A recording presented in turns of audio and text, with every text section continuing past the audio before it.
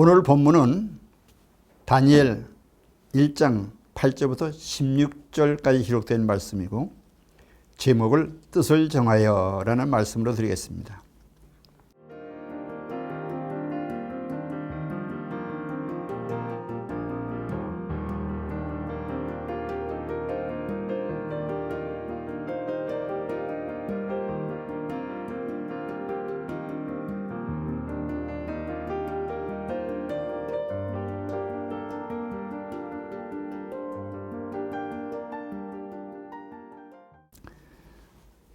유다 왕 여호야김 3년에 바벨론 왕 느부갓네살이 예루살렘을 침략하여 흠없고 용모가 아름다운 지혜 있는 유다 소년들을 데려갔습니다.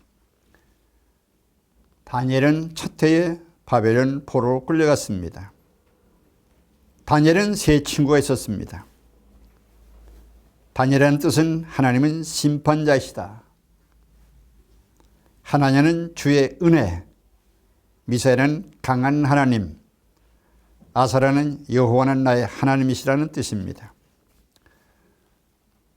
느부갓네살 왕이 이스라엘의 젊은 청년들, 특별히 왕이나 귀족 출신의 소년들을 데려갔습니다. 왜 그랬을까? 느부갓네살 마음속에는 자기 성공을 과시하기 위한 전리품으로 이 소년들을 데려갔습니다. 또한 유다에 있는 사람들로 하여금 충성심을 도하기 위해서였으며 오직 자기만을 섬기는 자손으로서 인재를 양성하기 위해서입니다. 느부갓네살 왕이 유다 소년을 구별하여 학문을 가르치게 한 것은 유다 민족은 하나님이 선민이었다 하는 것을 알기 때문입니다. 선민은 지혜의 민족입니다. 지혜는 하나님께 주신 것이었기에 그들에게 뛰어난 지혜가 있음을 느부갓네살 왕은 알았습니다. 그래서 이 소년들을 왕중 교육을 시켜서 그들에게 특별한 왕의 음식을 통하여 먹게 하고 교육의 목적을 분명히 저들에게 알리고자 했습니다. 그것은 바벨론의 역사, 법, 철학, 수학, 기술과 언어를 가르쳐서 진정한 봉사자를 만들기 위해서입니다.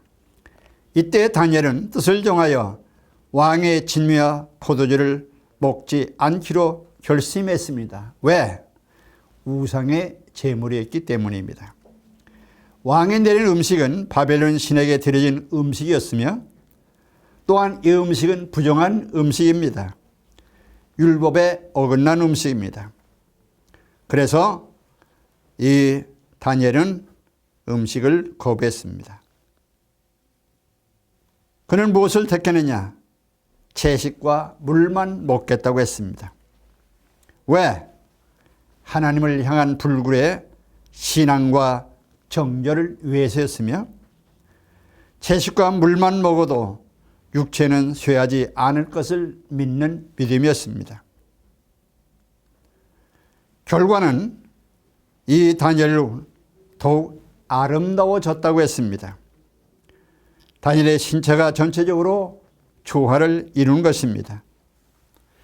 하나님을 향한 절대적인 신앙은 하나님께서 축복해 주셔서 그의 신체를 아름답게 했습니다. 여기 아름답다고 하는 것은 하나님께서 절대적인 축복으로 보장해 주셨다는 의미입니다. 하나님은 육체를 아름답게 해주십니다. 또한 하나님은 역사를 주관하신 분이시기에 하나님을 향한 믿음의 삶에는 아름답게 해 주셨습니다. 다니엘서 6장 10절에 보면 이 조서에 왕이 도장이 찍힌 것을 알고도 자기의 집에 돌아가서는 윗방에 올라가 예루살렘을 향하여 창문을 열고 전에 하던 대로 하루 3번씩 무릎을 꿇고 기도하여 하나님께 감사하였다는 말씀이 나옵니다.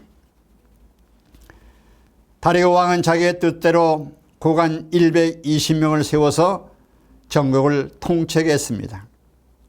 이들을 위해서 총리 셋을 두었는데 다니엘은 마음이 민첩하고 또 지혜로워서 다른 총리 위에 다리오는 다니엘로 하여금 전국을 다스리게 했습니다.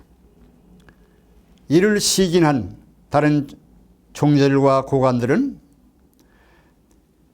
다니엘로 하여금 어려움을 감당할 수밖에 없는 이러한 순간을 맞이하게 되었습니다. 이 왕이 내린 조서의 내용은 어떤 신에게든지 앞으로 30일 동안은 기도할 수 없다는 것입니다. 왕이 조서를 내렸고 도장을 찍었습니다. 이 사실을 다니엘은 알았습니다. 왕의 도장이 찍힌 것을 알고도 하루에 3번씩 기도했다. 이 3번의 기도가 참 의미가 깊습니다. 첫째, 아침의 기도요. 이 아침의 기도는 하나님의 뜻을 향한 기도였습니다. 거룩한 기도입니다. 오직 한 분이신 하나님을 향한 기도입니다. 절대 주권자 앞에 드려진 기도입니다. 두 번째 기도는 오후의 기도입니다. 이 기도는 예수 그리스도의 보혈의 피를 믿는 기도입니다. 예수 그리스도의 보혈의 피만이 구원의 피요, 생명의 피요, 승리의 피임을 믿는 기도였습니다.